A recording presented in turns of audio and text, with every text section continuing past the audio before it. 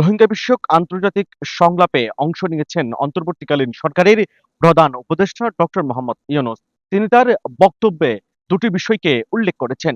এর মধ্যে আগামী ফেব্রুয়ারিতে অনুষ্ঠিত যেই নির্বাচন সেটির বিষয়ে তিনি কথা বলেছেন। অন্যদিকে রোহিঙ্গাদের বিষয়ে তিনি বলেছেন, রোহিঙ্গা সমস্যা মিয়ানমারেরই, অর্থাৎ মিয়ানমার সরকার এই সমস্যা তৈরি করেছেন এবং সমাধানও তাদের হাতে বলে মন্তব্য করেছেন অন্তর্বর্তীকালীন সরকারের প্রধান উপদেষ্টা ডক্টর মোহাম্মদ ইউনূস।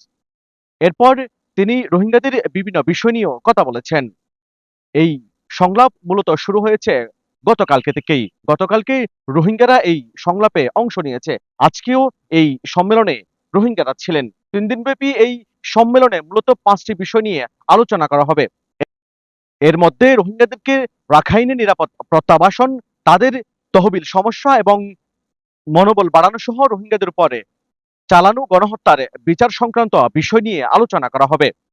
এই সম্মেলনী দল এবং বাংলাদেশে নিযুক্ত ১০টি দেশের রাষ্ট্রদূত এবং বিভিন্ন রোহিঙ্গা বিষয়ক প্রতিনিধি দল ৩ দিনের এই সফরে ২ দিন আলোচনা থাকবে এবং তৃতীয় দিন অর্থাৎ ২৬শে আগস্ট প্রতিনিধি দল রোহিঙ্গা ক্যাম্প পরিদর্শন করবেন।